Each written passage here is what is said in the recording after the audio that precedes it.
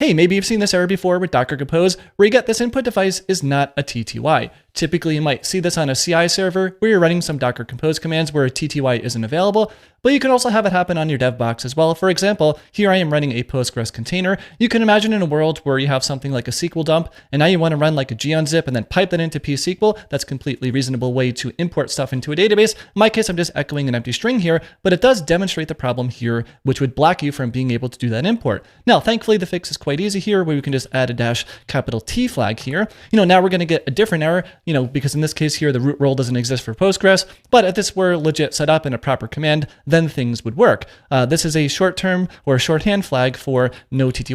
This would do the same thing. Everything is good to go. And we can go and check out the help menu for Docker Compose here. We can see by default, Docker Compose is going to allocate a TTY, but here when we add this -T flag here, that is going to prevent that, so then things work. Now, we can get the best of both worlds here, where if a TTY is available, then use it. If not, don't use it. And yeah, we're taking a look here at an example Docker starter app that I have up on GitHub. It's up and running here. I just did a compose up. I know I've done videos in the past around this idea of having a run script. So let's go and check this one out, because we can script a way around that to basically add that -T flag when we need to, otherwise don't add it. And that's basically what's happening here. But before we get to that, let's go down here to the psql function, just showing, a little shortcut function that I have set up. So here, instead of running those long commands that we saw before, I can just do something like run psql. That's going to drop me into a psql interactive prompt where I can just run, whatever SQL that I want here and see the outputs of that. But also, this would work if I wanted to echo something into this, let's say a SQL dump, this would work as well. Notice that we're not getting that error there because,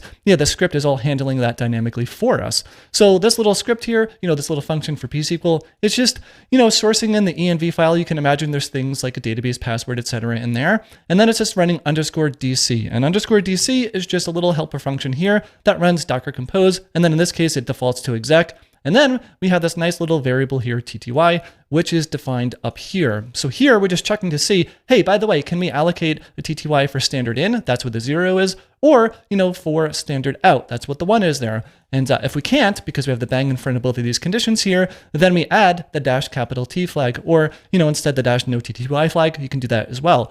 And then down here, this is going to use that. So it's a dynamic way to get the best of both worlds here. So that's how I have things set up there. I can actually demonstrate the problem here as well. For example, if we were to just delete this condition here, just so we have the one for standard out, not standard in. If we were to try to rerun this command, then we would get the same problem here. The input device is not a TTY.